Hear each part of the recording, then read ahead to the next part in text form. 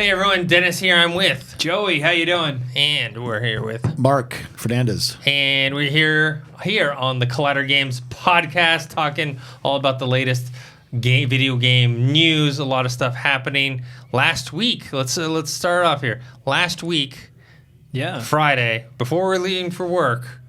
Yeah, we were just about to leave the office, or not just about to leave the But- office, but we were, kind of packing up some stuff for the Yeah. day, and all of a sudden this news from Telltale dropped, and it was kind of evolving as we recorded a video. Yeah, it was one of those things that I saw and I thought was like, I don't know, some sort of joke or something like that. Much like when I saw the Mayweather-Manny Pacquiao Part 2 Right. Fight, I thought it was like something, someone was passing around some fake news or something like that. But in fact, Telltale Games has shut down or is going to be shut down because they kind of laid off a good portion of their staff and have I think 25 staff members remaining to finish out some of the obligations that they have. And at that time, I think even when we recorded, it was just kind of We kind of assumed the obligations would be Walking Dead. yes, but there's been a lot of development since then. Okay, so we have in an interview with Telltale co-founder Dan Connors, he explained that the reason for the shutdown was that investors backed out of new financing deals. Interesting. AMC, Smilegate, and also Lionsgate. As well.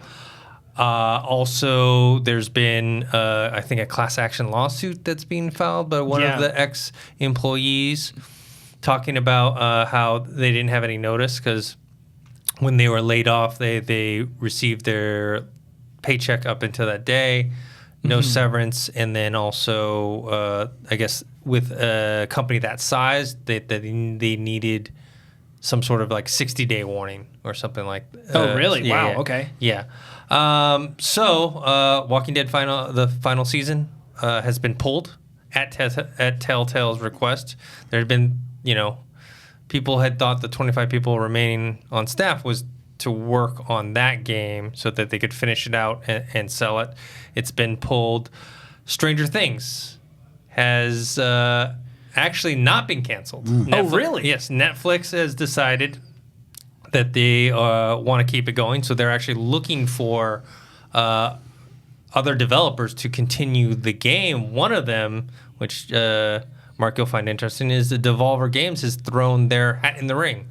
They tweeted at Netflix. Look, I've known Dan Connors for 15 years. I'm a huge fan of Dan Connors. Kevin Bruner as well, who was his partner and a co-founder at Telltale Games. These two guys, to give a little context, are legends in the game industry. They both worked at. There's also a third co-founder who I don't know, as well as Dan and Kevin. But there's another guy there as well. All three of them came from LucasArts, so they all worked over at LucasArts in the Bay Area, and they were all very heavily involved in the early Scum games of LucasArts. I believe. God, I'm gonna get the game wrong probably, but I know they both were. I think they both worked on Maniac Mansion and The point and click style stuff that was yeah. out So of- LucasArts, like Sierra Online and Dynamix, which is a Sierra subsidiary, they had these point and click adventure games, Space Quest, Police Quest. Yeah, your mic is popping a lot. Is it? Yeah, Oh. it was popping for Roca too. Oh, it's weird. Is there something we can do? I'll just back off from it a little. So anyway, there was games like King's Quest, Heroes Quest, Police Quest, Space Quest. All of these came out of the great Sierra Studios. Leisure Suit Larry. Leisure Suit Larry, and which eventually Sierra became was purchased by Valve, and a lot of those folks went over to Valve. But on the other side of the sort of the West Coast was LucasArts, and LucasArts was doing games that were pushing the boundary, and I think to some degree even more creative than some of the Sierra stuff. And Dan Connors was at the very head of all of that stuff. And it was really cool because there's a documentary that I actually made about Telltale Games that I highly recommend if people are interested in Telltale and want to hear a little bit more about the backstory. Go check out the documentary. It's called, I think it's called Telltale Games Story. I think it's called The Telltale Games Story. But let's put the link down below or whatever. Yeah, Go check out this doc. I'm very proud of it, and I got a chance to really work with these guys and really help them, or really help myself learn the story. Look, it's sad, but I understand it. Having been an entrepreneur for most of my life, my adult life, I know what it's like to not get financing through. I know the reality of what you have to do when you don't have financing.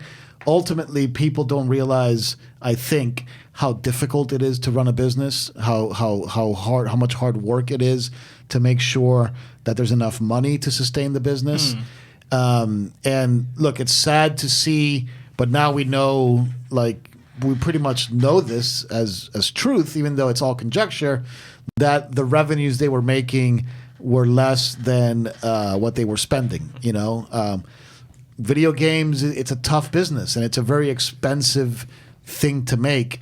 And if you think about it, with Telltale, I don't know how Batman did. You know, I know that people were a little bit lukewarm on it. You know, I played the first 3 episodes. I actually really enjoyed it. We had a lot of people in the comments saying that Batman was one of their favorite games. You know, like that was really late in the Telltale run for me. Yeah. But one of the things I really want to ask you about is, I mean, just because you have this kind of entrepreneur side and insight that we don't, and when it comes to a company like this, that if in truth they were running so lean when it came to their funds and no surplus, that these funds not coming through meant this for their employees. Yeah. Like at what point should the employees have been notified that this was even a possibility? Because it sounds like they didn't have any notice at all. First of all, it's a very good question. It's a very fair question. And I believe that there's many different philosophies around this question. This is actually a very deep question when it comes to business. I'm of the opinion, and I think you guys both know this firsthand without getting into too many of the particulars. I'm of the opinion that you need to be fairly transparent about it. Because, and it's a very unpopular opinion, like amongst entrepreneurs, because entrepreneurs are like, keep it going until the end so that you don't lose faith or whatever. For me, it's the opposite, which is maybe not good, but, look, I own my own business. And I've had other businesses before. I've had game companies before that have cratered. It's just a fact. I've started game companies, built them up to about 40, 50 people, and had to close. So it's like I've been on the other side as well. I believe that, especially when you're smaller, and like Telltale was, look, I've been to that studio. It was a big operation. That if there is a crisis and you communicate the crisis to a certain degree to your staff, that the staff will galvanize and mount up and ride. You know what I mean? It's like, I always, not always, but since I saw that probably one of my favorite episodes of television ever made, The Battle of the Bastards, like when it's time for war, you need to have your army fighting, and people will die, but ultimately you have to have everybody focused on the fight. And sometimes I feel that when companies get into this crisis mode, they don't have everybody focused on the fight. They only have the 2 or 3 executives taking all the burden upon themselves, which I can understand as well. Yeah. But then at the end, you're going to have people that could have helped you in the fight not fighting. It's a technique that only works when it works. Right. Like if you get through the crisis and no one's the wiser, then you're a hero for it. But if not, then we end up with a situation like this. Yeah, and like, look, sometimes you always get to know people the best in crisis mode. Okay, always. It's like that's when the reality comes out. I'm of the opinion that if there's a crisis, I want people to be aware of it, so that I can also see who is trying harder under crisis mode, who is scouring back under crisis mode. These are very, very important things as you go into a long-term situation. And look, I have no idea what went on in there. I was actually texting with Dan Connors not too long ago, asking him about some things about Walking Dead, and he was being very nice and very cordial. I haven't spoken to him in a while, but he was being very, very nice as always. And I had I didn't know anything about this, so I got caught off guard by it. I've written Dan, and I've told him that I feel really terrible about what's going on, and if I can help in any way. But yeah, I mean, it's how big did they get? Like, do they say 200 people maybe? Like 250, I think. 250 employees. They had some big licenses. Yeah, they had big franchises Batman, that they were licensing. They Guardians of the Galaxy, Walking Dead, Game of Thrones. Game of Thrones. The Game of Thrones game was excellent. Yes. Excellent. Yeah. Did you ever play that one? I did. I liked that one. I liked that, no matter what, you felt like you were losing, and that's how Game of Thrones feels a lot of the time. Yeah, the Game of Thrones game might be their most underrated game. It is excellent. Excellent. Yeah. I also a lot of people couldn't get by the art style, because that was one of the first ones where they were really replicating existing characters, because with the Walking Dead stuff, you had characters. Right, it's more of the comic book license. It's the comic book style. Yeah. They weren't doing characters from the show except for one, who they in and out really quickly. Michonne? No, well, they eventually got to Michonne, but season 1 had who's the Oh yeah. The guy that the Asian kid. Glenn. Yeah, he pops up for a little bit. But when you're looking at someone who's supposed to be Natalie Dormer, and you're seeing the animation, and that was throwing a lot of people off. I remember. I loved Game of Thrones, but look, if you take a step back and look at Telltale Games, for me, and I think I covered this in the documentary, Telltale Games becomes special really special in my opinion with Jurassic Park. I think the Jurassic Park game, and I like the Back to the Future game too, obviously because I'm a Back to the Future fan, but I fell out. Like I fell off the Back to the Future game. The Jurassic Park game is the first time that you really see Telltale Games become what they became. Yeah. So if you've never played the Jurassic Park game, I highly encourage it. Check it out. I played the Back to the Future game. I haven't finished it. It's not as smooth. It doesn't have that polish. It's more puzzly. It's more kind of Sam and Max. The one that sticks out to me though, and as a perfect example of taking all these franchises and licenses, did you guys ever play Poker Night or Poker Night 2? So that was their first game, I think. I don't know if it was their first. No, Mr. Bone was the first game, or Bone?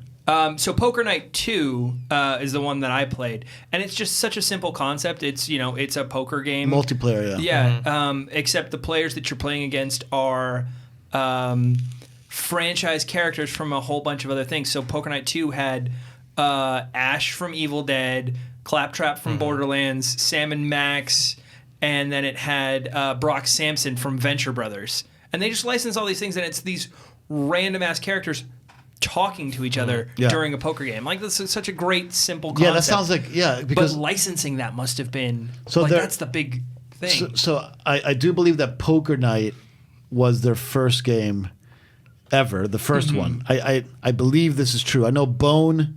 Is that what it's called, Bone? It was based on a comic book. I think Bone was their second game. Again, if you guys are interested in this, check out the documentary. I'm not trying to push my content or anything, but it's actually I made the documentary when I was at Complex, so it's not even part of Collider. I was going to say, we don't even make money off the content anymore. Yeah. So, but it's a really, really cool documentary. I'm very proud of it, and I was such a fan of Dan and what he was able to do.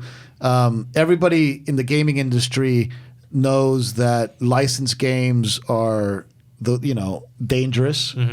Typically licensed games always turn out bad, so they went for it. Episodic gaming is something that everybody was talking about for years. Nobody was able to do it. They did it. Microtransaction was something that everybody wanted to do, and eventually it did start working, but for a long time they couldn't get it to work. They got it to work. So these guys constantly have been overcoming obstacles, and I think the most impressive thing about them is really boils around, even though it's not my personal favorite game of theirs, they won Game of the Year for the original Walking Dead game. They won the BAFTA for Game of the Year. They won the DICE Award for Game of the Year. They basically swept all of the Game of the Year awards with a piece of interactive content that a lot of people don't even think of as a game. And I think that Telltale Games is always going to be remembered, and because they really took the storytelling element very, very seriously. Even in something like Spider-Man that I think has a really cool story, slightly repetitive gameplay, which maybe we'll talk about a little bit later, but a really cool story. As cool as the narrative exposition is in Spider-Man, it doesn't compete to the level of exposition that you get in these Telltale games. It's night and day. Right. And it's so look. I pour a little beer on the sidewalk because it's a sad day. I really hope those guys land on their feet. I'm sure they will.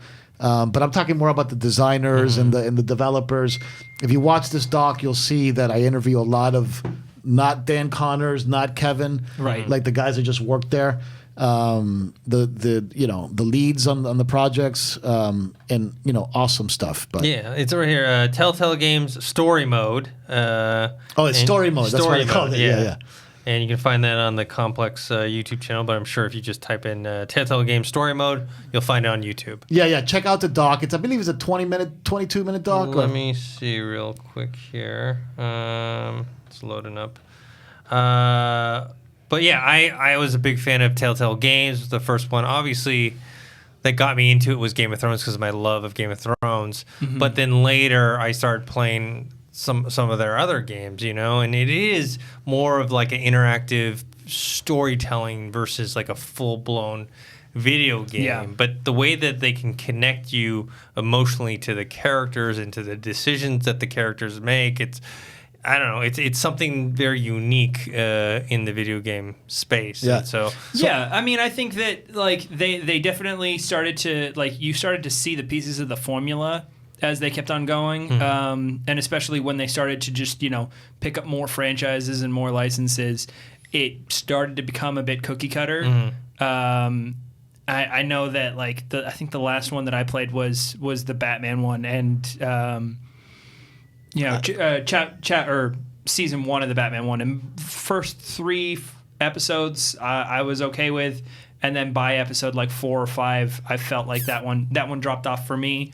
And then with that one, I really enjoyed the Penguin story in that one. It really set up the relationship between Batman and Penguin, I think, in a really, really, really cool way. Well, and it's a cool change, like what they do in Spider-Man, where you're changing the universe just enough to keep things fresh and to keep people learning new things. But at the same time, these characters are still the same. Their relationships are still the same. We're just maybe dropping them into different points in the world. Yeah. And that's how I didn't know those arms could do that. That's great. It was blocking your face. But in the Batman game, and this is, look, you guys should always assume if I'm on a video, it's a spoiler warning unless we say no spoilers. Right. But Batman and Penguin in the Telltale games, they're childhood friends. And because their parents are both very affluent members of the community. It was kind of like the Hush storyline, but just applied to Penguin. Mm-hmm. It's a cool way to tell a new story for Batman. Yeah, and I really when you play the game, there's moments where Bruce Wayne meets up with Cobblepot. I forget his name right now. Oswald. Oswald, is that Oswald Cobblepot. And they have these confrontations at this park that they used to play at when they were kids, and you really feel the tension and almost regret, as the player playing Bruce Wayne, over your friend who obviously hates you, and obviously there's this dramatic irony of him knowing it's pretty much obvious that he knows you're Batman, and you kind of know that he's up to no good, and you know that you're going to have to end up in some horrible situation. It's really good storytelling, very, very cool storytelling. The gameplay, again, I am a big fan of skill-based gameplay. I think it's very hard to argue that there's a lot of skill in playing Telltale games, but because look, we can probably have a whole philosophical discussion about that within itself, even though timers or the mechanics of it, they're not a lot of skill-based mechanics, right? Okay. Yeah. I see what you're saying. Yeah, you're not relying on your kind of reflexes. Yeah. And you're getting to the end no matter what. Yeah. Yeah. It's like even if you and look, and I think that they create other game mechanics that are really interesting. You know, like I think what they do is rivaled really only by what Quantic Dream does. You know. Yeah. Quantic Dream and Telltale to me are very similar type of companies. Even though Telltale Games doesn't have the technical prowess of a Quantic Dream. But a Quantic Dream game takes like 5 years, and a Right. Telltale game, you know, we're getting one every year, more than that. Yeah. We're getting 5-6 episodes, each an hour and a half long, or something Yeah. like that. And I love Quantic Dream. You know, I'm on the record, with that. Indigo Prophecy. It was a hugely inspirational game to me. I think Heavy Rain might be one of the coolest games I've ever played. Period. So I like what Quantic Dream does, but when you play games like The Walking Dead, and this I won't spoil because if you haven't played this, it's just so powerful, and you have to make the decisions that you have to make towards the end of that game. Yeah. You know that you're not messing around with childish material. Like this is like mature storytelling. My personal favorite Telltale game is The Wolf Among Us. The Wolf Among Us is Yeah. amazing. Oh my I god. just started playing it. It's fantastic. Fucking love that game. I started playing it because Just we the had, art we had, we had style the, alone. the conversation. It's like watching a comic book come alive. Well, Yeah, here's with a fascinating story. Yeah. Here's the thing that sells me on it more than anything is I don't think the art in the comic book Fables has ever been as good as what Telltale did. Like, Yeah. I love the concept of Fables as a comic, and I've never been able to get into it because the cover art looks great, and then you open it up, and the interior art's just meh. In the documentary, I actually interview the lady who was the art director on that game, Yeah. and she really goes into depth of how they did that. You should check it out too. That neon noir look, Yeah, it's yeah. just Yeah, awesome. the music is great too. Yeah, and the storytelling, the acting, Yeah. and like that one's a really interesting one because there's a few holy grail with game designers, and one of them is that you can't make a good Superman game. That it's impossible to make a good Superman game because Superman just beats the crap out of everybody. Yeah. So every time that they've made a Superman game, it's always like, it's always been a disaster. I think the last one they tried to make was with that movie that came out that Bryan Singer. Oh yeah, Returns. Yeah. There was a game like an open world game for that totally bombed. But when you speak to the designers of A Wolf Among Us, they had the same problem because in the comic book, the big bad wolf is pretty much the strongest, meanest guy in the whole fairy tale land, and you can't really mess with him. And they had a beautiful challenge of basically in their heads they were thinking, this is how we would make a Superman game. And they adapted it with him. But a lot of the designers in the back of their head, that's what they were thinking about. Like they knew this character could kill anybody and destroy anybody at any moment. How do you create a game that shows the restraint that you would need to have an effective Superman game? So anyway, really incredible insights that I've gotten from these designers, but that's my favorite one.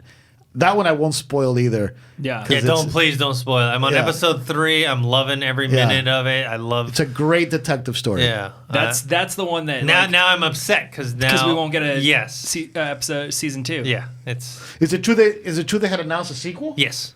They even had preliminary screenshots. Really? Yeah. Wow. Yeah. The Stranger Things thing had they little demos. They had a little that bit of gameplay that got leaked out.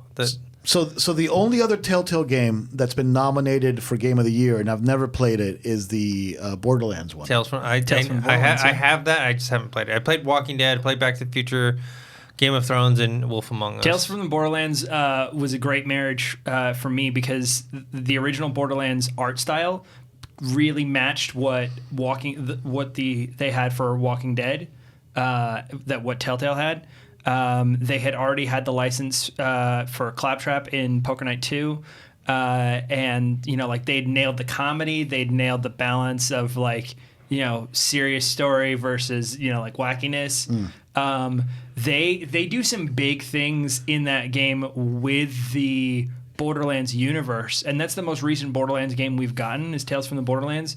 So I'm very interested to see in Borderlands 3 if what Telltale did is canon when Gearbox, has it again, and they do Yeah, I'm surprised Gearbox hasn't tried to do something with that franchise. pick it up. Yeah, I mean they're working on Borderlands 3. Are they? Yes. Because the last thing I saw Gearbox do was the Alien versus Predator game or something. Right? Oh, Colonial Marines. Maybe it was kind of like God, a horror it's an awful alien game. It's an awful game. No, the horror one I don't think is them. It's not Gearbox. The horror one is someone else. They did Colonial Marines Alien game before that, and I love Gearbox, but that game is awful. Right. Has yeah. Gearbox made anything since then? They opened up a publishing branch, and they've been doing a lot of publishing since then. So We Happy Few is the last thing that they published, which came out this year. A lot of people are lukewarm on it. It speaks to me because it's a very British game. Yeah. Yeah. I don't know what they've done recently as far as a developer. Yeah. The other, I never played. Battleborn. Battleborn was the last thing that came out, and it came out the same month as Overwatch and just got trounced by Blizzard and the machine that is Blizzard. I never played Walking Dead 2, the second season. I probably should now.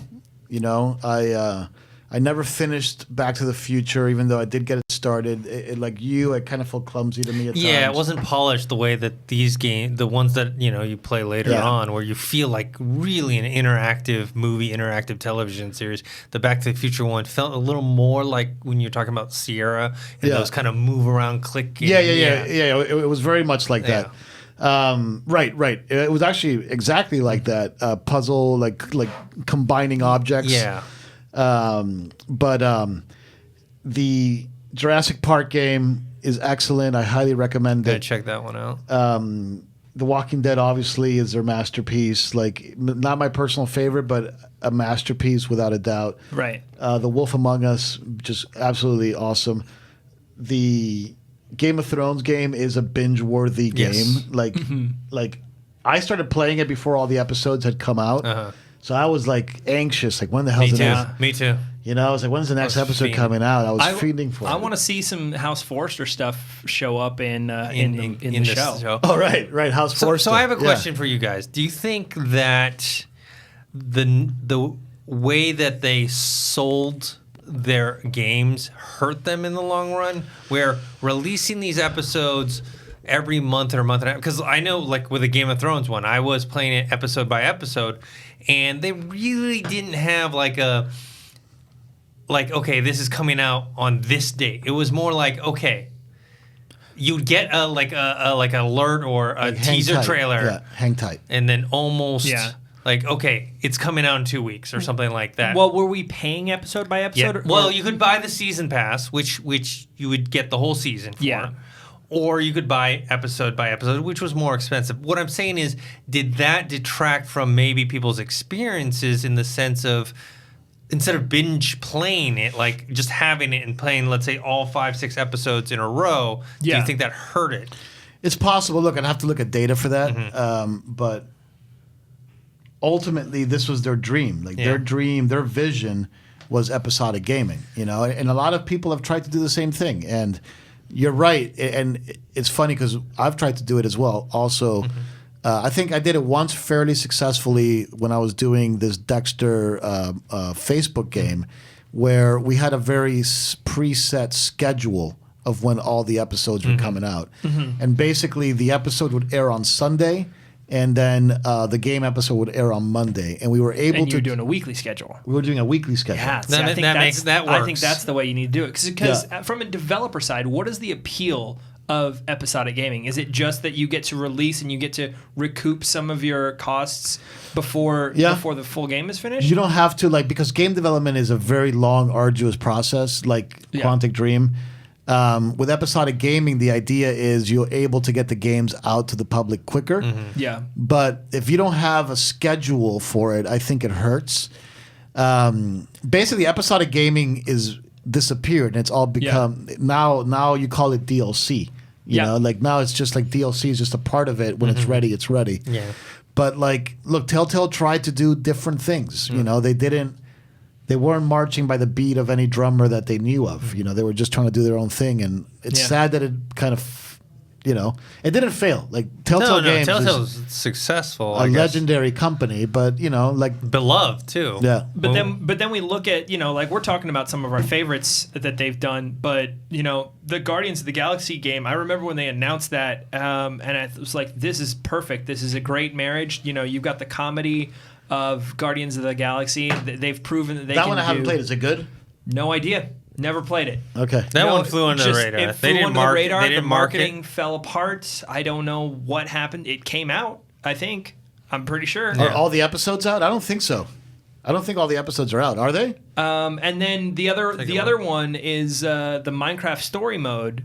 Which was a big deal for them. Yeah, which they said that the 25 people that are working there are still working on that.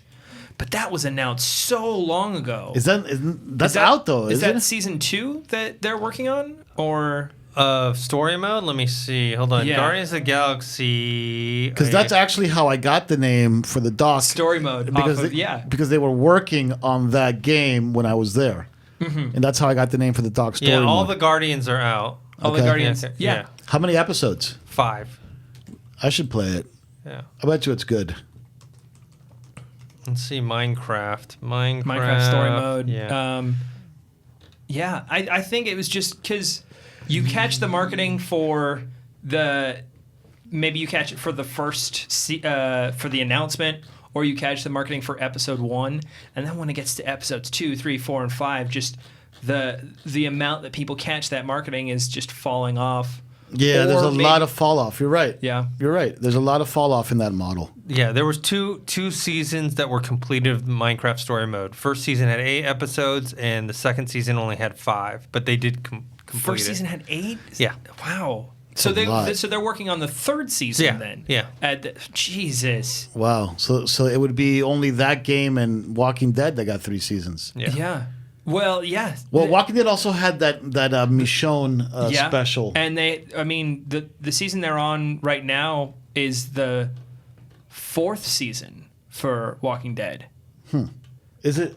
Because there's New Frontier as well, which is still a Clementine story. I don't know. Clementine when she gets older or something? Yeah, because this current season that they're working on, Clementine's a teenager. Gotcha. And she's the main character that you're playing as. And she's got like a little kid that she's watching after. So it's starting to mirror the original game. Yeah. Walking Dead Michonne only had 3 episodes. Walking Dead A New Frontier was 5 episodes, and then here we are at the final season. And then there was that little like interstitial one between seasons 1 and 2 that was like 542 days or something like that. The point that I'm trying to make is I think that they were so prolific that they saturated their own market. And especially when they're producing things on a formula to a certain extent, like because it is episodic gaming, it starts to make the formula, I think, a little bit more apparent.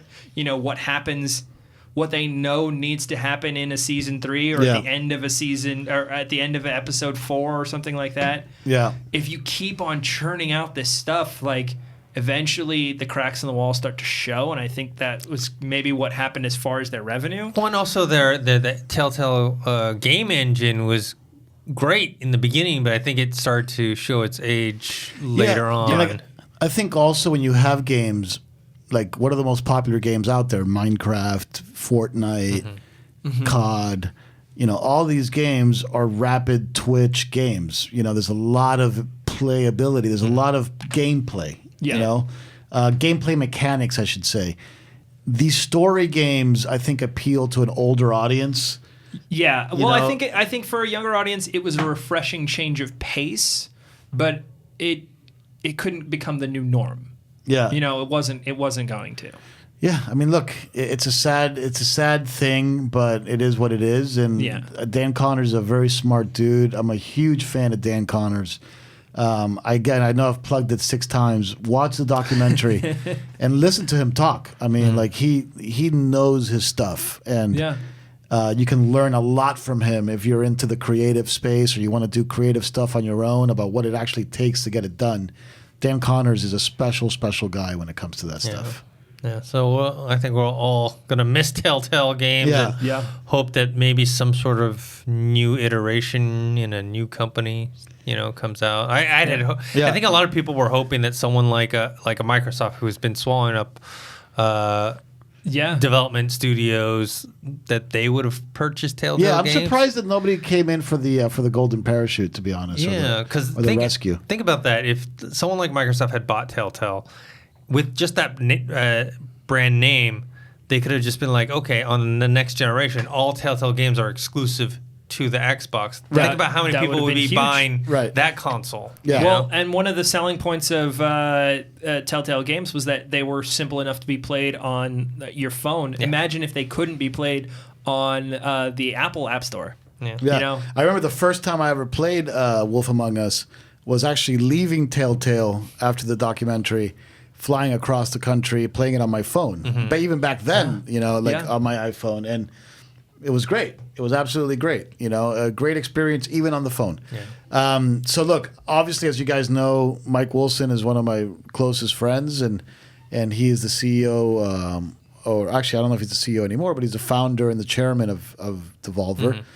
Mm-hmm. So maybe they were trying to pick up Stranger Things. Yeah, because Netflix had announced that they wanted to continue on with it, and they were going to look into other developers. And then Devolver on their Instagram or Twitter posted to them, said, "Hey, Netflix, we're interested. We'll do it. Yeah, we'll do it. Basically, hey, we can do it, and we're going to use.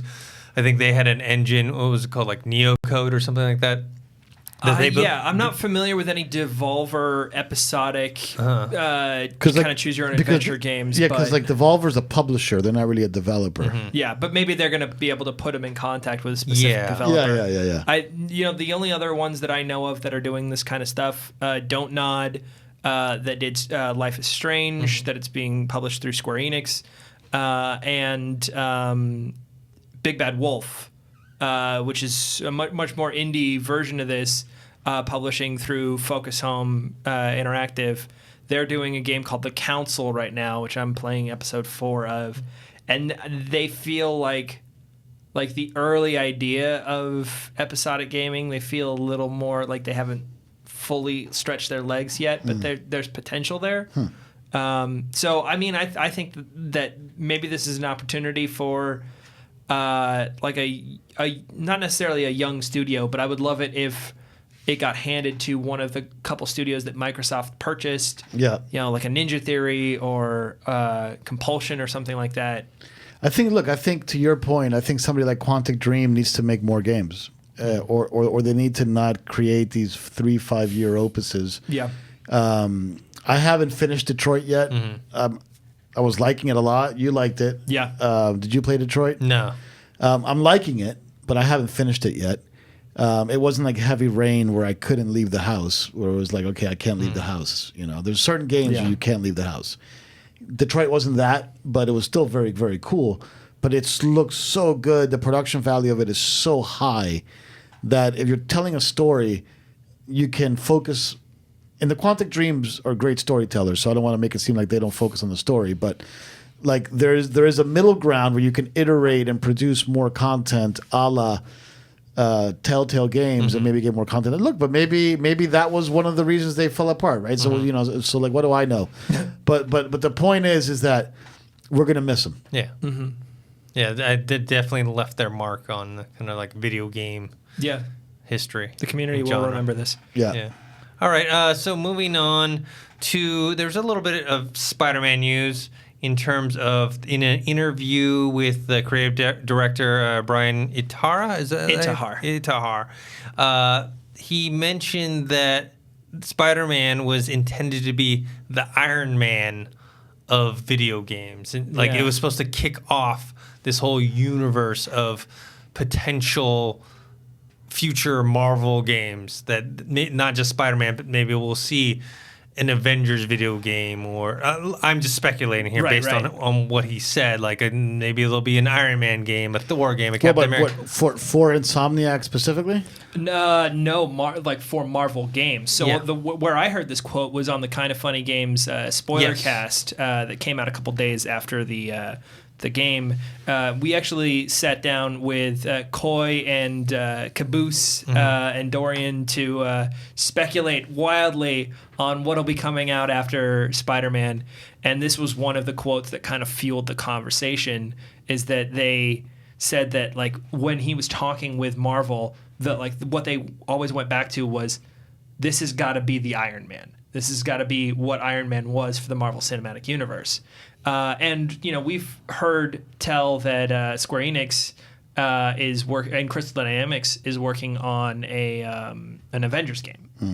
That has been a rumor for a while, and I think it has technically been confirmed, but this was kind of all the rumors around it were kind of before we really picked up with Collider Games. So backtracking to find out what was said at the time is a little tricky. But either way, I mean, I would be excited to see a game from them, and I think that the way they have to do a Marvel Games universe is to not have one developer do it, because like you were saying with like Quantic Dream, to have like really solid gameplay takes a long time to develop. Spider-Man was in development for over 3 years. Yeah, that shows. Quantic Dream stuff is like 5 years. I couldn't have one studio giving me one Marvel game every 5 years and then also think it was a universe where the story connected. Yeah, because if you think about what Spider-Man game was like 2 or 3 Spider-Man games ago, and you think about the graphic fidelity and the voice actors and whoever could be part of that, to have that be a continuation of a story that's happening now, like the industry moves too quickly. Yeah. And like, look, I'm 38% now with Spider-Man, and I have my issues with it, and I know I said it last time, and people weren't happy about my opinion in the comments section, which is fine. It's my opinion and it's your opinion, and those two can live together in harmony, believe it or not. I think the game is absolutely gorgeous. It reminds me a little bit of how I felt the first time I played Assassin's Creed. That it felt like I was driving a Lamborghini. Like, this is like obviously very, very high tech stuff, right? But it's so repetitive that it's, to me, nauseating how repetitive the game is. And like, look, I do love swinging around. I love the animations. I've unlocked most of the web slinger stuff and most of the defense stuff. So like, I've seen some of the added abilities that you can do while you're web slinging, while you're fighting. But it's like, I swear, like, if I have to fight one more predictable mob phase of like these dudes with these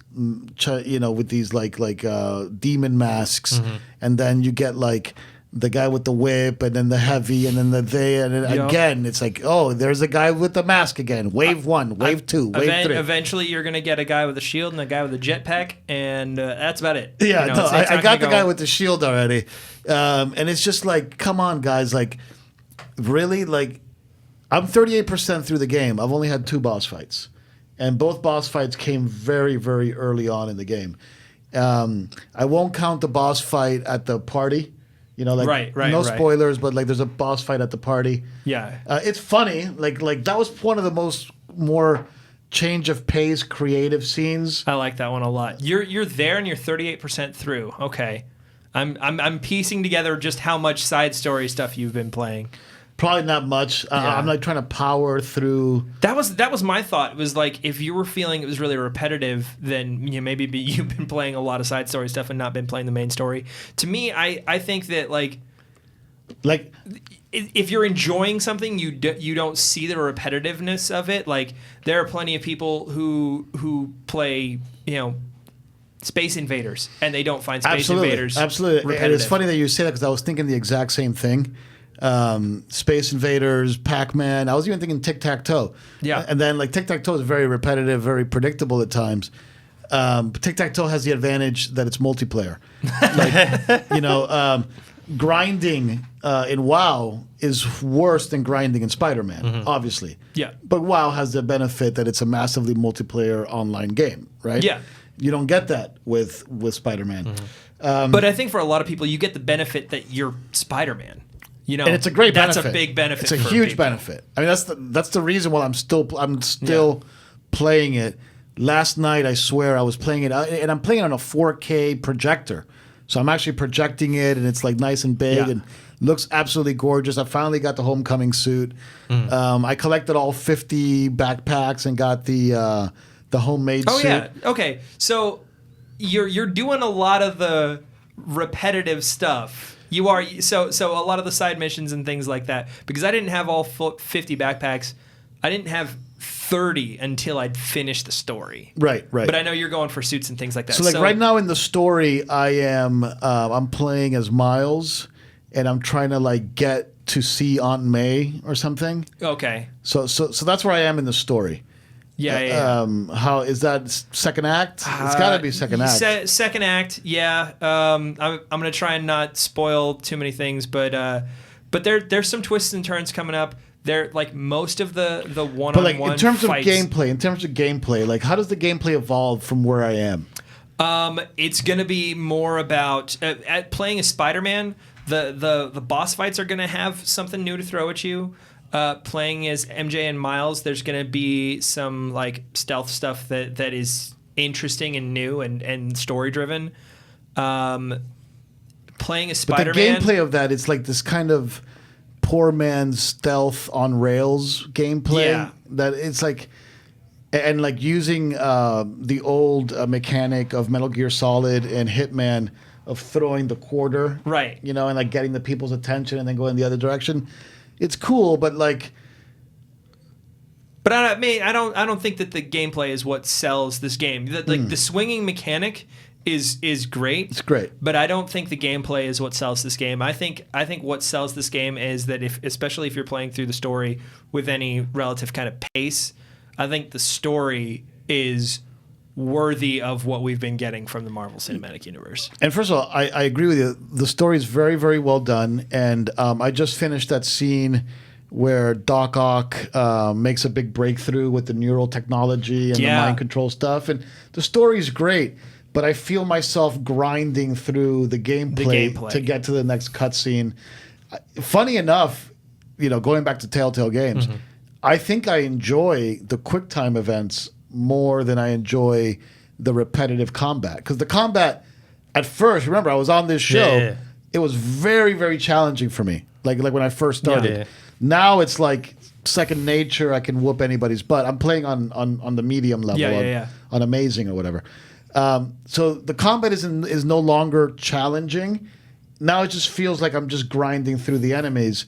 But I do feel like I'm trying to hurry myself through so I can see the story. Right. Well, and I think that this is one of the things that starts to happen too with like video game hype in the weirdest way, is that like you have been told by not only us in the office, but by the entire gaming community that this is a really good game and you should really appreciate it. It is a good game. I'm not going to say it's not a good game. It's absolutely an achievement in technology. Right. Yeah. But I think that this is something that everyone needs to be aware of, especially when they're going into a game. Like hype can really kill an experience for people. Like, I mean, it really hurt me on Witcher. It really hurt me on Red Dead. Witcher's another game I thought was a little bit repetitive. Yeah, I mean, like, and there are people that come and tell me, like, it is a revolutionary game. Metacritic tells me it's a revolutionary game. The awards that it's won tell me it's a revolutionary game. It's a good game.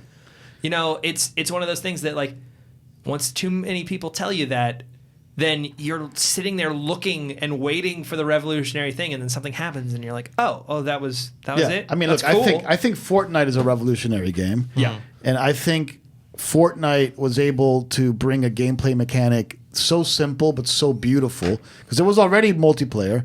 Pogba, whatever you say it, like PUBG was already doing really good battle royale, but like the building in Fortnite mechanic. Yeah. The building is what changed everything. It was The like, thing I suck at. It's was like like, taking hey, what if- FPS with Minecraft and throwing it into like a timer event. It was absolutely genius. No, yeah, I mean, it's those simple mechanics that went out, and I think going back to our topic of Telltale, I think that's one of the things that they did well, is that they were taking this kind of simple idea of like, no, you're just going to choose dialogue options, but we're going to make this a good story.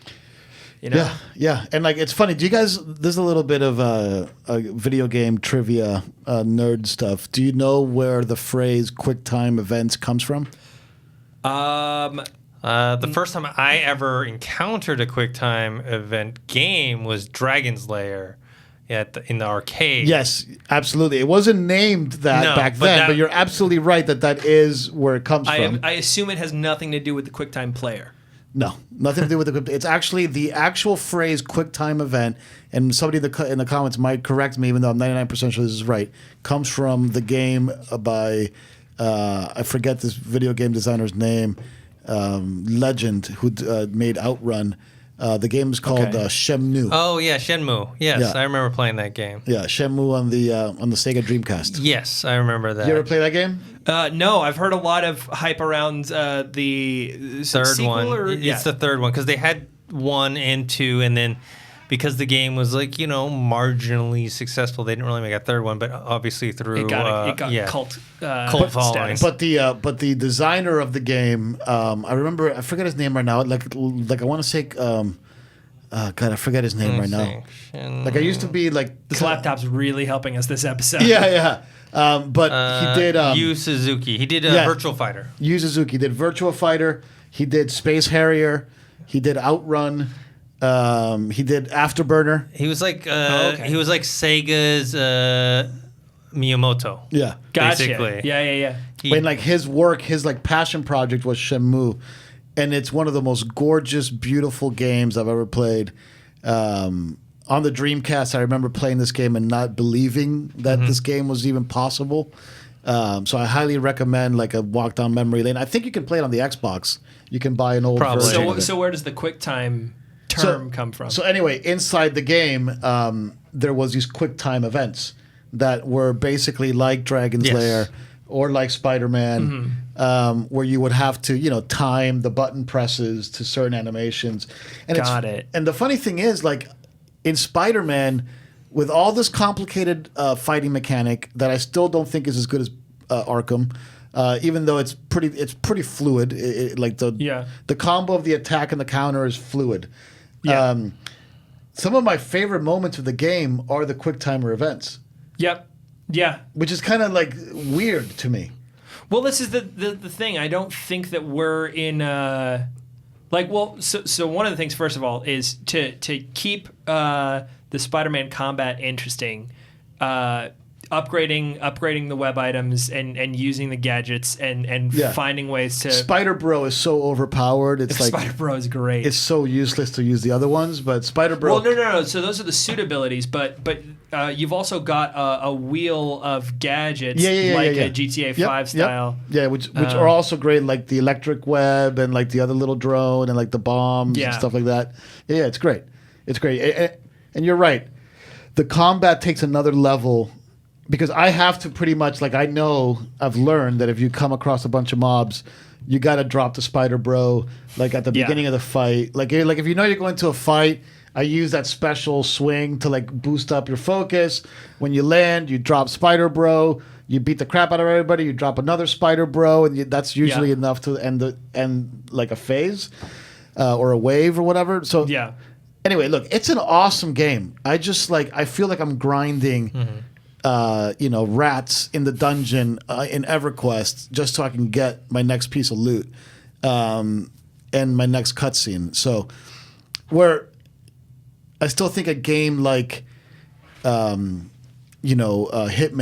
Blood Money, which is one of my favorite games that I've ever played, and even the last Hitman, I forget the name of the last Hitman right now. I think it was just Hitman. Yeah, it was just. Yeah, it was a reboot. No, because they're about to do Hitman 2, which is the. Oh, it's called Hitman 2? The newest one that's about to come out is the first sequel. Because like Hitman is like true sequel. Like something that I learned when I was working with Ubisoft is this concept that they articulated to me, even though I understood it fundamentally, and we used it in GTA, but I didn't have this kind of pretty name for it, which is systemic storytelling. Okay, now systemic storytelling basically all it means is that if you have a sandbox. And inside a sandbox, you have 4 or 5 different elements, and these 4 or 5 different elements have different abilities, or you can interact with them in different ways. That the storytelling now, the narrative exposition becomes your interaction with these elements and their interaction with each other creates unique storytelling for everybody, right? So a game like Spider-Man, that's this gigantic living world. I don't want to say living. It's this gigantic sandbox. Doesn't have a ton of systemic storytelling.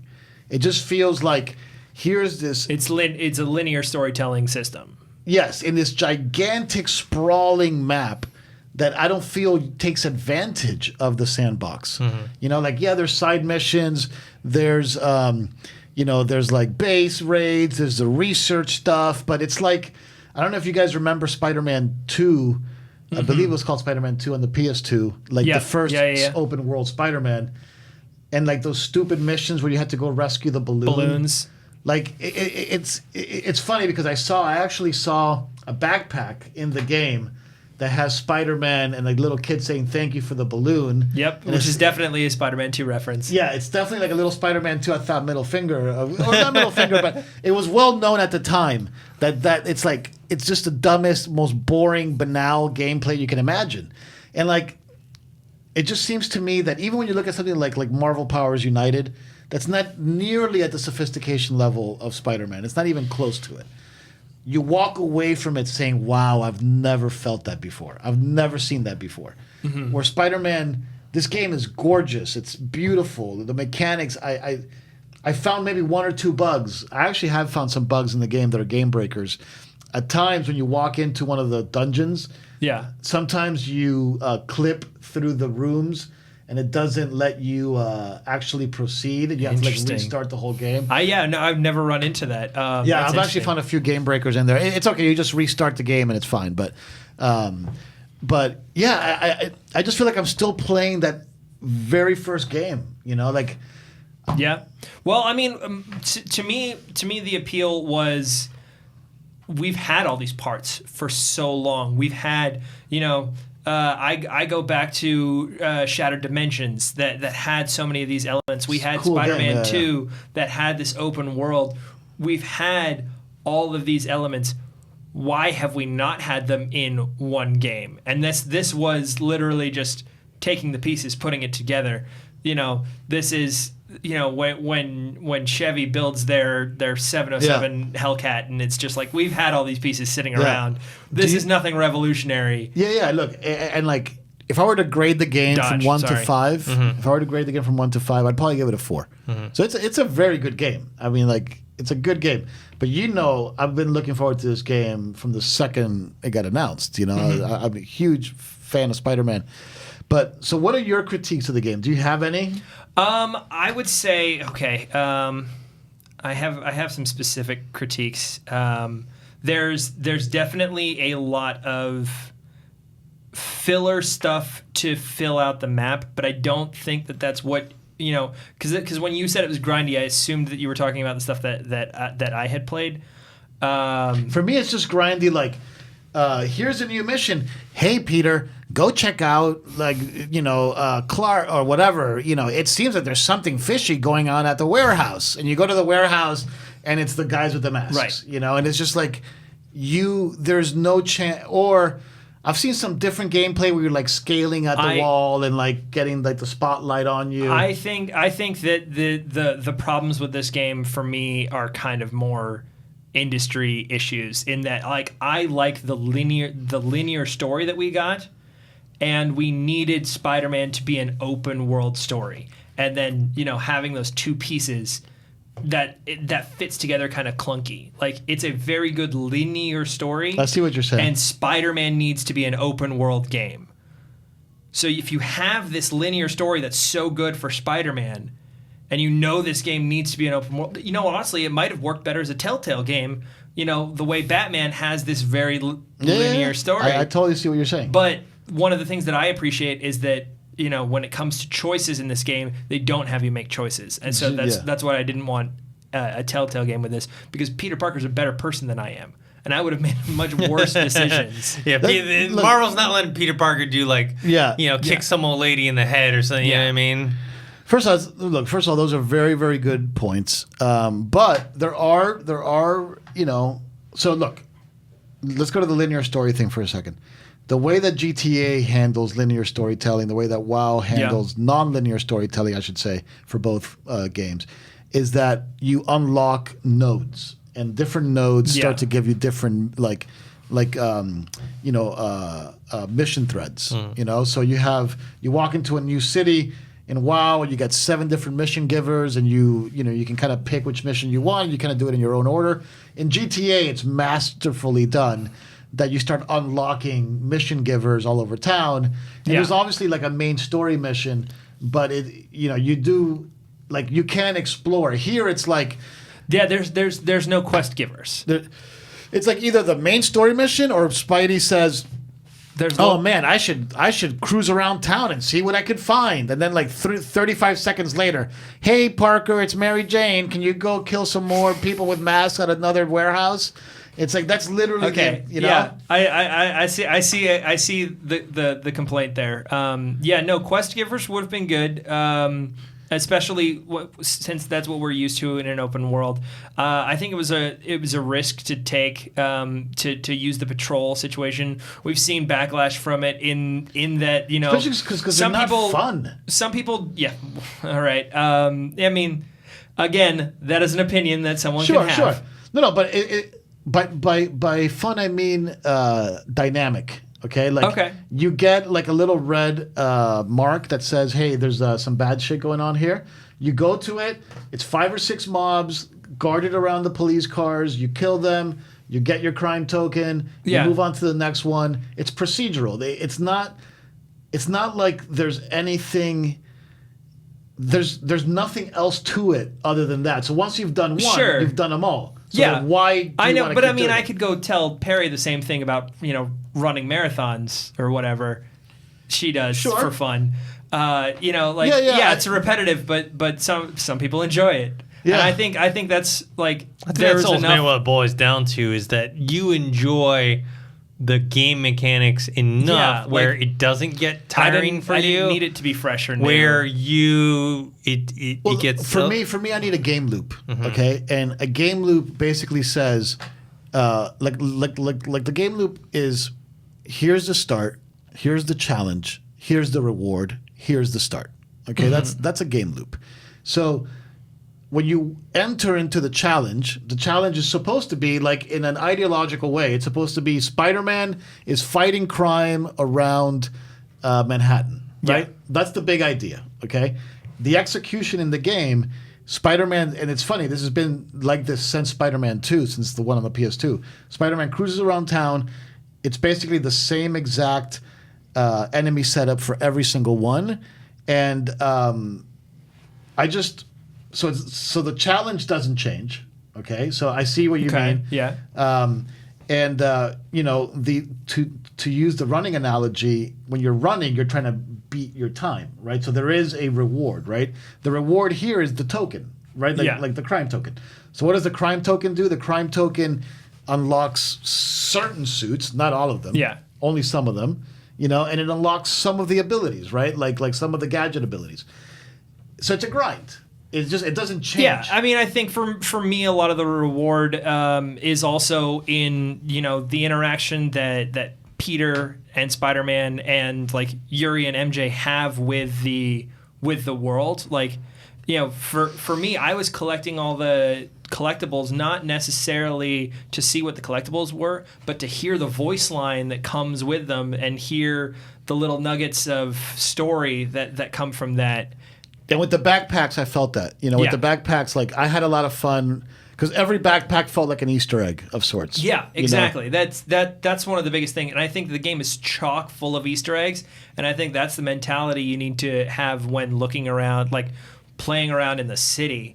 There's a lot of ability to focus on the main storyline, and there's a part roundabout, like trying to figure out the mystery of whatever this chemical is. There's Dragon's breath or whatever. Yeah, there's a part in there that I feel like the story gets away from you a little bit, but once you get back into like the character relationships and things like that, like that's the reward for me. It's not the tokens, it's not the upgrades. The reward is the story. And look, I couldn't agree with you more. It is a very cool Spider-Man video game story. There's no doubt. But it's like you give me a Ferrari, but I can only drive up and down the street of my parents' block. You know, like it feels a little bit like that to me because there's so much technology there. Yeah. I mean, that might be one of the best open world cities I've ever seen in terms of what it looks like. Yeah. It's Okay, absolutely gorgeous. I'll take that. I would say that it expands to the point of you have a Ferrari, you can only drive it up and down your parents' block, but everyone from your high school is lining the sidewalk. So you are getting some reward from it. It may not be the one you wanted. Yeah, but that's fair. That's fair. So one more question for you, because I actually haven't tried these because I'm trying to gun through the story. Yeah. Those blue side missions, what kind of missions are those? So are those like procedural, ones. repetitive, Are or they- is it narrative based? Which ones are they? Are they the challenge? No, Taskmaster's yellow, It's blue. like they're literally called side quests. Oh yes, that is a storyline with Tombstone. Okay, cool. So it's an actual storyline. Okay, yeah. There's one that's a storyline from Tombstone, and that like keeps popping up again. And then there's one or two that are side quests that like introduce new dynamic to gameplay. You should try those. There's some fun ones in there. Cool. The very like if you really boil it down, there are elements that are similar in those, but the interaction is so much better. There's one where you're trying to track down someone who's like everyone says they just saw Spider-Man, and you're like, I wasn't over there. Who was that? And so you're trying to track down this like fake Spider-Man. Oh, that's cool. So there's a little bit of like detective work in there, a little bit of investigation, you know, and there's this play of like, is it another Spider-Man? Is it Chameleon? Is it someone who's a copycat? Like what's going on? That's cool. Yeah, look, I don't know how you would do Spidey's acrobatic combat in VR or necessarily, but Insomniac is one of the top VR developers in the world. I wouldn't be surprised if they tried to make at least a PS4 VR version of it, or probably not. It's probably going to be really difficult. And this is where maybe I'm being a little hypocritical, is that if this game was in VR, I would probably think it's the greatest thing that, you know, Right. that's ever lived, you know, that's ever existed. Because like Yeah, well, I mean, I think if anyone gave us a 20-hour VR experience for any game, because apart from like Bethesda just porting their games over. Yeah, that's a port. No one has given us an original AAA. Insomniac has tried, yeah. Insomniac has some good ones. As far as what like Yeah. we would consider a AAA game. I think Edge of Nowhere is a AAA style game. Interesting. Okay. Yeah, it's a good game. I'll have to look at It's it. a third part. It's a third person game, so it came out before Oculus launched the Touch. So it's back when Oculus you can only control it with the joystick, you know, with the gamepad. So it didn't have the sort of arm dynamic stuff to it. So it's third person, but it's a gorgeous game, very very well executed. Okay. So you're right, and I'm gonna borrow the Vive and yeah, it's not for the Vive, only for the Oculus. on the Oculus, Only on okay. the Oculus. But I wasn't a huge fan of Skyrim.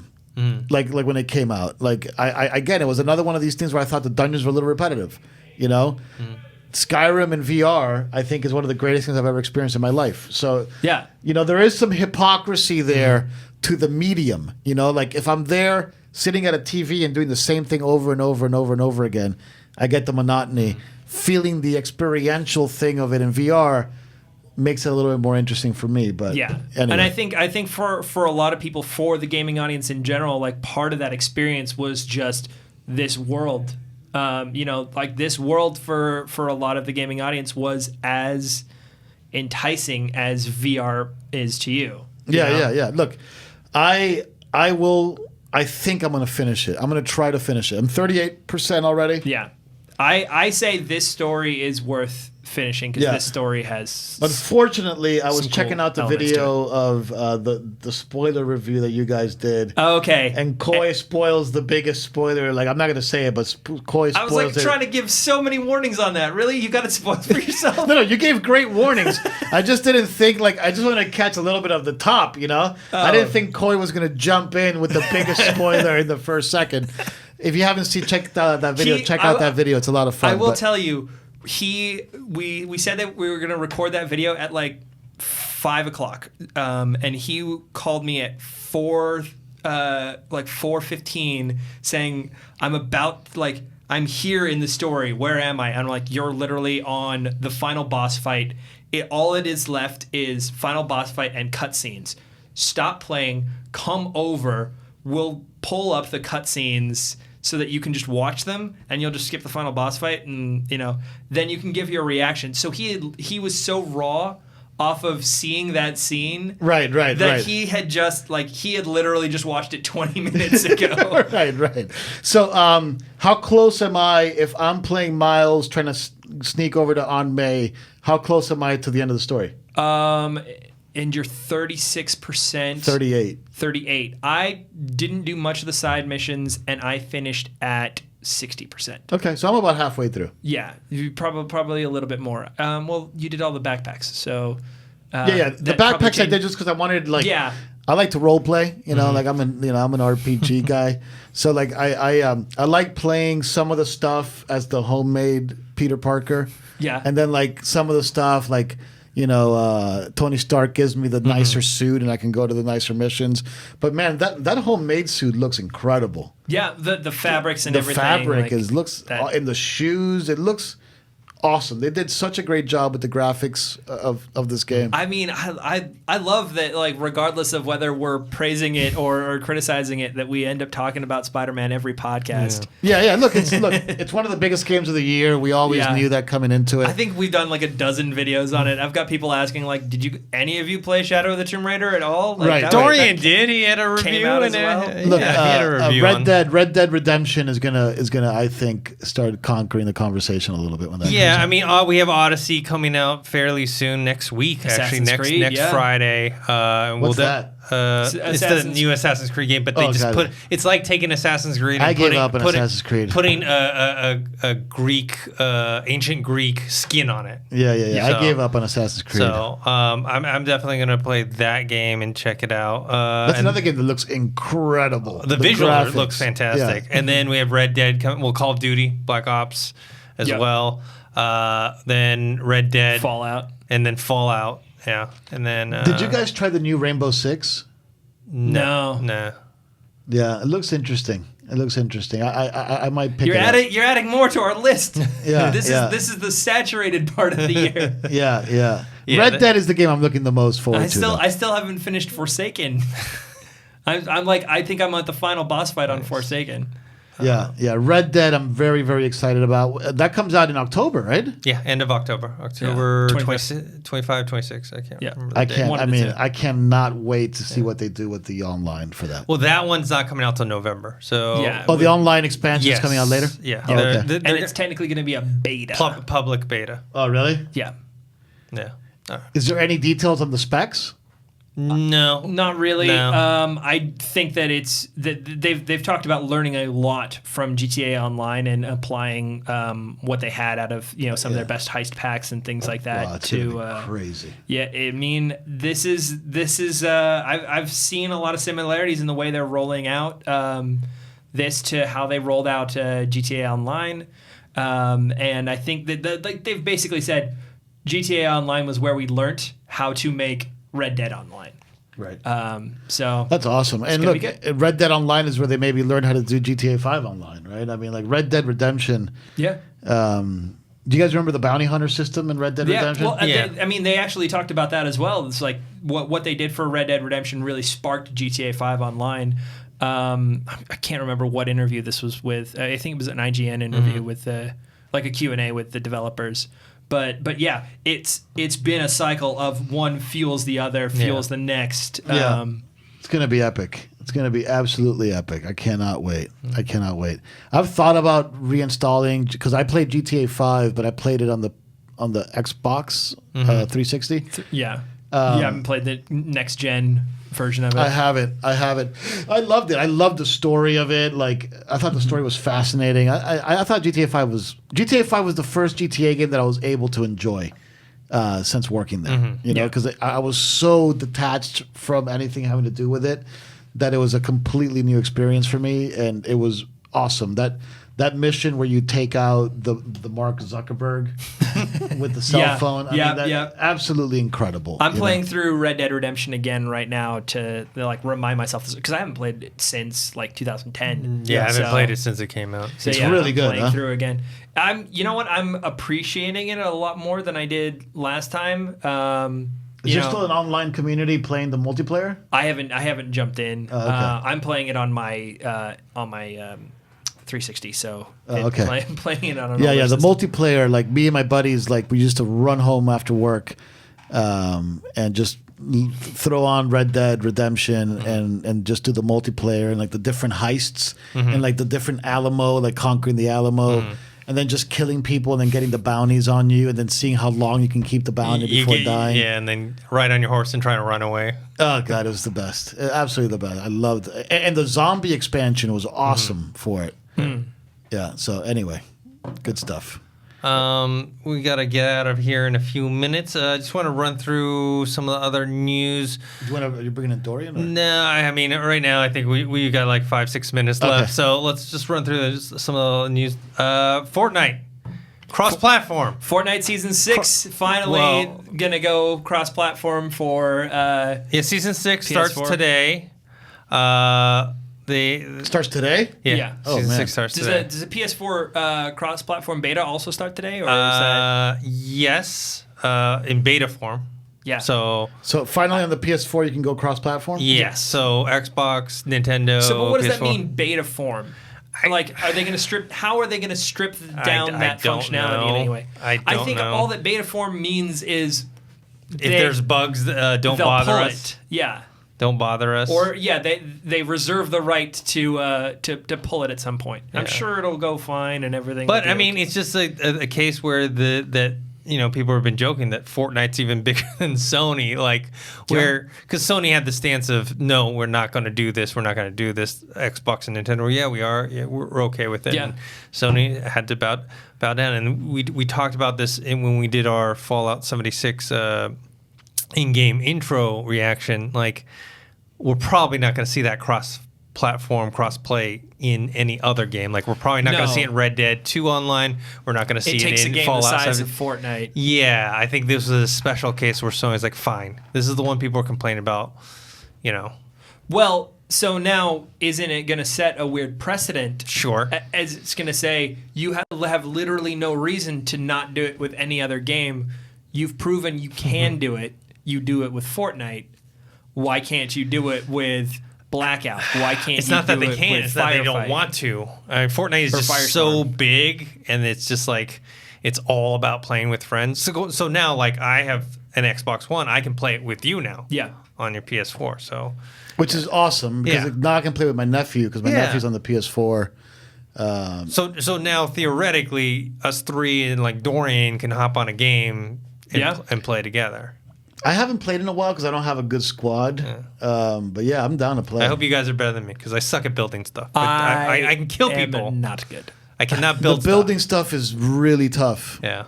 You really got to be good at it. It's like, it's not, it's easy to building stuff on console is tough. Yeah. Yeah. Yeah. Building on PC, I only play on the PC. A lot easier. Yeah. Because you can hotkey your building. Yes. Yeah. But my little nephew plays it on the PS4, and I don't know how he does it. Yeah. He's so fast building. He actually gets W's. I'll be totally honest. I have never won a singles Fortnite. Oh yeah, no, I don't think that's anything to be ashamed about. Yeah, I've never won. I mean, I've played a bunch of them. I've never won one. Yeah. And in duos, I had a buddy of mine that we played together. One of my friends who lives up north.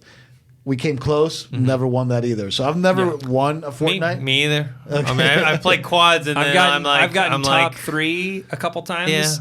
Yeah. And that was luck. Yeah. You're talking about And singles? Or you're hiding. talking about Luck and hiding. Singles, yeah. Okay, no, not even close on singles. On teams, all I've top three team. had games where I get like, like 2 kills and I'll get to top 10, and I'm like, I'm actually like learning this game, and then the next game I'm like 80th. Yeah. Yeah, it's a tough game, but it's a lot of fun. Have you guys played PUBG? Yeah. No, I haven't, but I know that it finally went from beta to, I guess, the final whatever, gold version or out whatever. Of early access. Yeah. And there's no building in that game? There's no building. Okay. No, but Is there a storm? There is a storm. Yeah. The one that I preferred was the Call of Duty Blackout, because that just felt like a refined version of PUBG. It felt like PUBG with AAA money. And I think that one's going to be a big one when the game comes out. That one you've played only like the preview beta? We played the beta. They started at 80 people. They bumped it up to 88. I think that it needs some work in, like the weapon availability and things like that, because one of the biggest things for me, and I've said this before, Call of Duty, the play style is very up in your face normally. It's not a lot of long-range play on the map. Right, it's a lot of close quarters combat. And now we have a Blackout map that is huge. And, it's too big for me. Long-range play needs to be Every time I more land, viable. I either die right away because I'm fighting someone for weapons. Yeah. And they just pick up a weapon before I do and just blast me. Yeah. Or I find a place that's a little desolate, get my weapons, and I just start running around looking for anybody, and I can't find anyone. 60% of... You're dead. Yeah. 60% of the weapons that are from the original Call of Duty set are probably not viable. Yeah, you have like shotguns and pistols. I see shotguns everywhere. You just don't even pick them up. Yeah. So hopefully maybe that gets refined more. This is one story that you gave me I had no clue about. No idea. And then I started researching. I'm like, what the hell Welcome is to the this? crazy world of the internet, Dennis. Bowsette. Yeah. Bowsette. What the hell is that? Tell us about Bowsette, Dennis. I just learned about it myself. So Nintendo released a trailer for what game was it? Was it? I'm not sure. I'm too distracted by what the internet did with it. Yes, it's basically it's a Super Mario game. That they released this new Super Mario Brothers U Deluxe. It was like an announcement trailer, and they showed this thing. They showed, if you're familiar with the characters, they had Toad. Toadette. Was it Toad or Toadette? I thought Toad turned into Toadette. Toad turned into. I thought Toad turned Peachette. Okay, hold on. Okay, yeah, Toadette was a new playable character. Yes, and then turned into Peachette. So they basically had Toadette turned into. Yeah, so it was this item that a Toad-like character picked up, crown, put it on its head, and turned into like a version of Peach. Okay. Because they called Peachette. And so the internet just kind of ran with that and was like, what if you put that crown, can you put that crown on anyone and they become like a sexy blonde version of the... What if you put that crown on Bowser? What if you put that crown on Bowser? And the internet ran with that, and we have Bowsette now. Yeah. So Bowsette is just a meme? It's not a game. It's a meme. It's all it is that they got excited about seeing this thing, and then someone made a cartoon where both Mario and Bowser were trying to hook up with Peach. Both got rejected, and then somehow... Bowser decided to turn into a woman. Just Bowsette, picks up the crown, puts it on. Yes, and starts dating Mario. Becomes the rebound girl. Yeah, it's really weird. And suddenly everyone's drawing pictures of this. Do you have a picture of Bowsette? Let me see. Yeah, let me get this up here. So this is gonna be the new cosplay that we see at conventions. This is gonna be the new thing that everyone's going to want Nintendo to fold into a game, and they're never going to do until that one day they do it, and it's going to not actually be anything like what we saw on the internet. This is the same kind of stuff that happened with the Sonic the Hedgehog community. Well, actually, no, that's not true. Sonic the Hedgehog community got way worse than this. And Yeah. Nintendo has always had a kind of straight face about this kind of stuff. So it's And I'm just talking while Marc is, going through the reactions on this. Yeah. I mean, welcome to the internet, right, guys? Yeah. yeah. So this is like a thing. Yeah. Had no clue it was a thing, but suddenly it's a thing. Yeah, it just exploded all over Reddit, like over the weekend or something, and I was just like, wow, all right, that's All right. welcome. All right. Let's move to the last story. Very simple. Death Stranding had a TGS trailer. Yeah. Did you check it out? So it was a really short, Yes. like less than a minute, but it shows this new character voiced by Troy Baker. Everyone's been talking about it as like, hey, this is the first character in Death Stranding that doesn't look like sad and unhappy and sullen. Like he sounds excited, but it's this weird vibe. Do you know much about this game? It's Hideo Kojima who did Metal Gear Solid. Of course. Guillermo del Toro. I am familiar with it. Yeah. I've seen the trailers with the baby and stuff. Yeah. So this new trailer kind of, I think, shows our villain or one of the villains. Yeah. Who summons this like liquid smoke demon out of his gold mask as he takes it off and generates this like giant hellhound. It's like Spider-Man. thing. It's like a Spider-Man's spin-off. Yes, exactly. Everything is just another iteration of. No, I honestly I get. I can't say that I can really compare Death Stranding to anything. It's weird. It's so weird. It's weird. But And the guy, the villain, has the same equipment that little, like, that Norman Reedus' blinky character thing. has. The only Yeah. parallel that I can think of so far is Final Fantasy Spirits Within, the movie, which that movie has its problems. Yes, it's not a great movie, but the kind of story that it was trying to tell is the only thing I can kind of parallel Death Stranding to at this point. As But far as it's- this it's weird, just- it's like all cutscene. There's no gameplay shown, right? They've shown gameplay. we've but shown gameplay but before, but this you don't even know what trailer- they're doing, or what the character is Yeah, doing. He's carrying Norman Reedus like has his body. a person strapped to his back who's alive. Yeah. And I would like just we have no idea what this story is. Yeah. It's weird. Yeah, It's and the way, like even the title, Death Stranding. It's like, what is that? Like it's this weird kind of like spelunking into another world. Yeah, it's Kojima though. I mean, he's a friggin' yeah. He's a genius. Yeah. He can do whatever he wants. That's true. And when you involve Guillermo del Toro as well, And he's Guillermo, involved too? and he has a character. Guillermo del Toro has a character that looks just like Guillermo del Toro. Really. so when you involve those two minds, it's going to be a weird game. Yeah. I mean, that's like a must-buy game though. Yeah, You know? just for sheer curiosity alone. Yeah. Like, I mean, like- Metal Gear Solid 5. I struggled with the first hour of it. Have you played 5? No. 5? The first hour is really tough to get through. Once you get past that, things really pick up and it becomes a really cool game. The intro is really tough to get through, and it lasts forever. But Metal Gear Solid 5 was awesome. Like it's just like, again, it's a stealth game that can get repetitive, but they throw enough dynamic gameplay into the mix to keep you in the systemic story, But anything Kojima puts out there, I'm gonna check out. Yeah. And this is his first project away from Konami, right? Yes. Separate from Konami. Oh, it's not the Fox game thing, whatever that he has. The Fox engine. Yeah. I mean, so basically that kind of bad blood after the last Metal Gear, where was PT in that that line of weird bad blood between the two of them?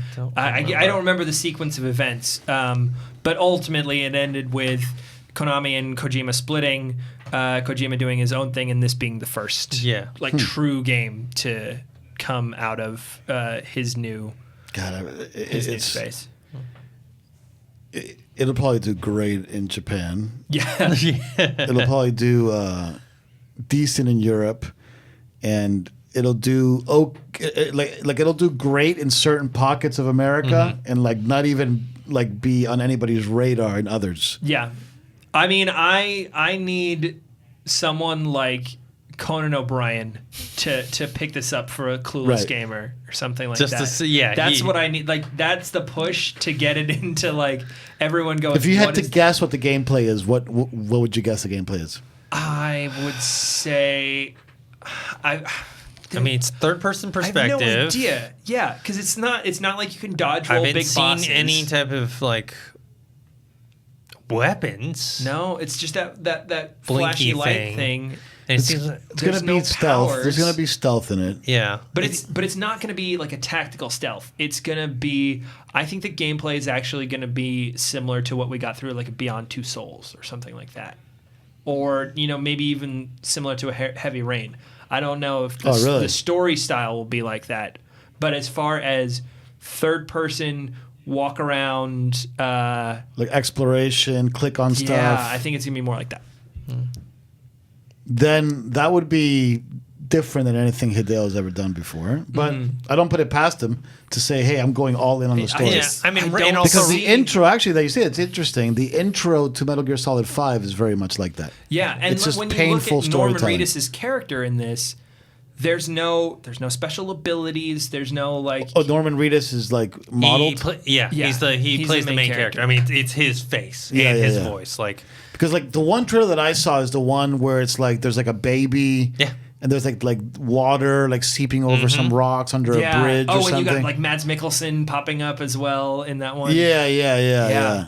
There's been other trailers since then? Just like snippets. They had an I don't know if it was E3. I think it was an E3 trailer that was gameplay. Yeah. Maybe it was Gamescom.